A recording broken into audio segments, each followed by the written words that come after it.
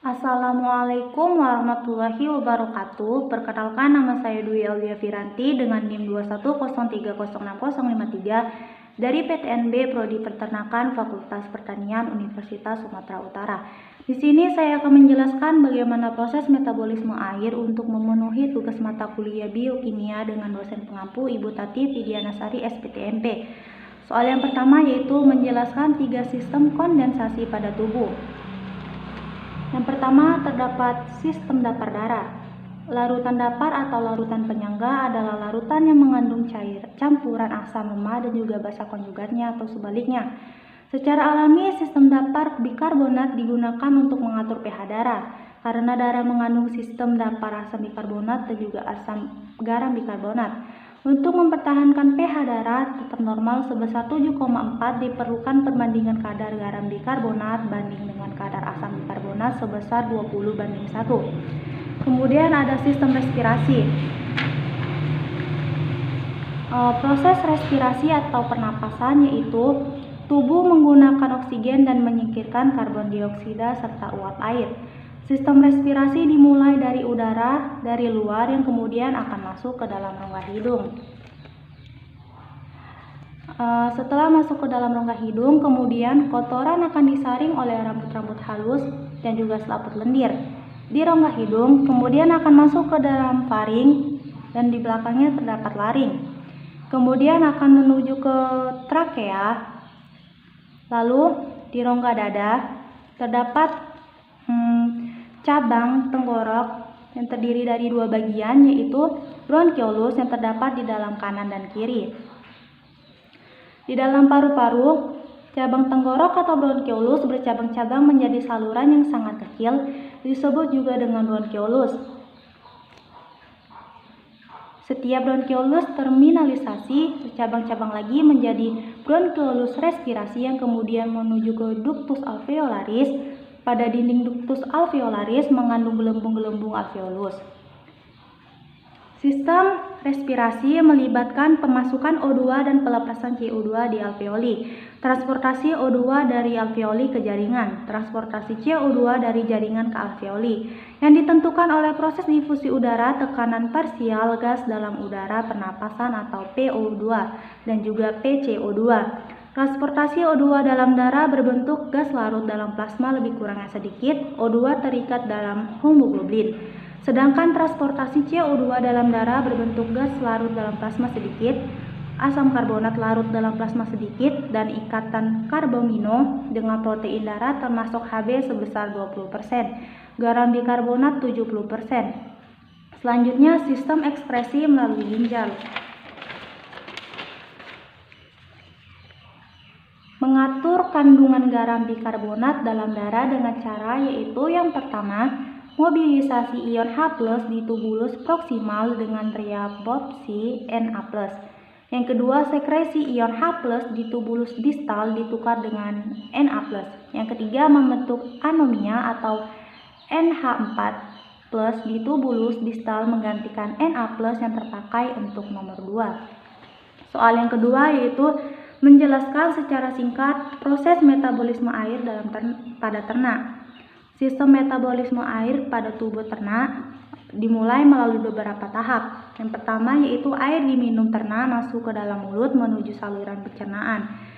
Proses yang kedua yaitu air akan masuk ke dalam pembuluh kapiler, ke dalam darah yang akan dialirkan ke seluruh tubuh ternak. Yang ketiga yaitu setelah masuk ke dalam pembuluh kapiler, air akan membantu jantung memompa darah ke seluruh tubuh. Nah, saat air itu sampai di paru-paru ternak, kemudian akan terjadi pertukaran oksigen dan juga karbon dioksida. Proses yang selanjutnya yaitu proses terjadinya pada organ hati ternak. Pada tahap ini, air akan membantu proses metabolisme karbohidrat, lemak, dan juga protein. Proses yang terakhir yaitu air menuju ginjal ternak. Pada tahap ini, air membantu ginjal pada ternak dalam proses penyaringan zat sisa untuk dikeluarkan bersama air seni atau urin ternak. Soal yang ketiga yaitu menjelaskan dari manakah asal sumber air pada tubuh ternak. Sumber air pada tubuh ternak terbagi menjadi 3, yaitu yang pertama ada dari air minum, Air yang bersih adalah air yang segar, bersuhu ruang, dan terbebas dari cemaran bahan-bahan berbahaya. Yang kedua ada air yang terkandung pada makanan seperti pada pelet dan juga rumput. Yang ketiga air metabolik yang didapat sebagai hasil dari oksidasi makanan dan sintesa dari molekul yang kompleks di dalam tubuh. Soal yang keempat yaitu menjelaskan bagaimana cara menghitung air metabolik. Di sini saya menggunakan contoh bila suatu ransum mengandung 10 protein, 20% lemak, dan 55% karbohidrat.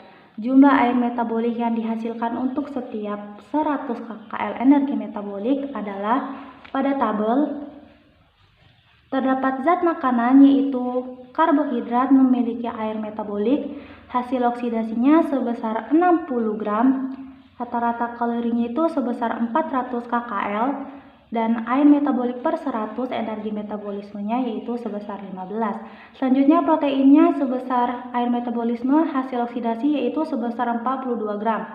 Rata-rata kalorinya itu sebesar 400 dan air metaboliknya per 100 energi metabolismenya yaitu sebesar 10,5.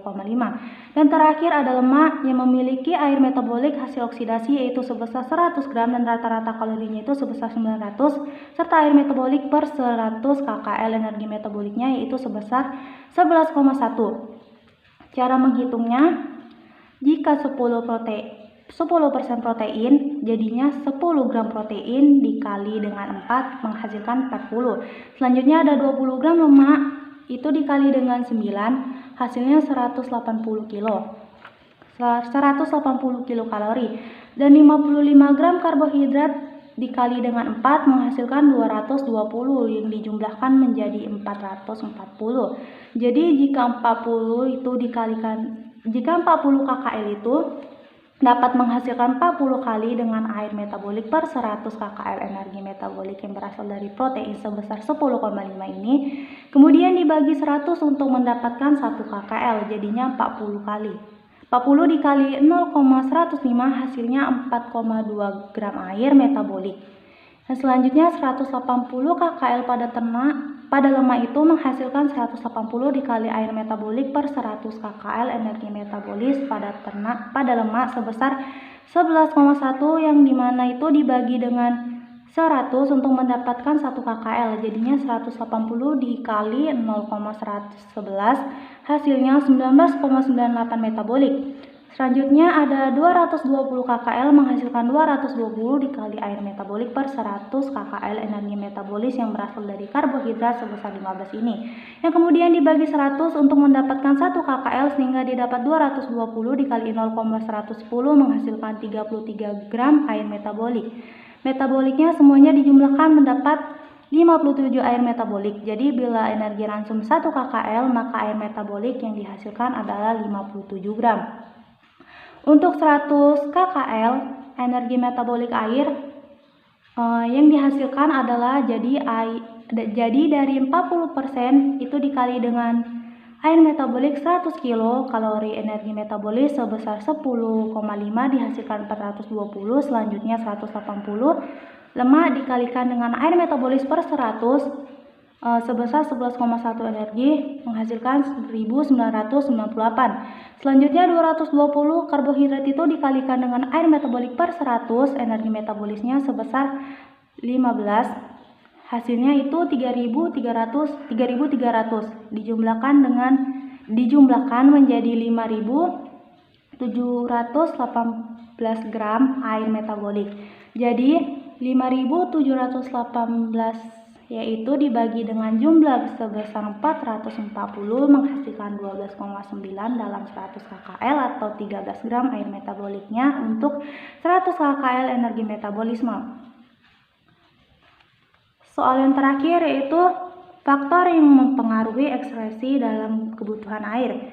Yang pertama, hilangnya air lewat kulit pada mamalia umumnya akan membantu atau melepaskan panas untuk mengatur temperatur tubuh.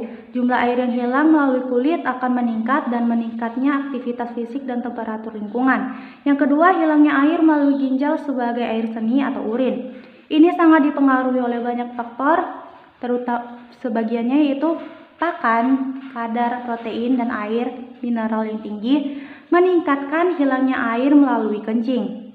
Yang ketiga yaitu hilangnya air melalui pernapasan hampir 40% pada unggas. Dan yang terakhir yaitu melalui saluran pencernaan, biasanya berupa fases dan juga air urin. Demikian yang dapat saya sampaikan, lebih dan kurangnya saya mohon maaf. Saya sudahi. Assalamualaikum warahmatullahi wabarakatuh.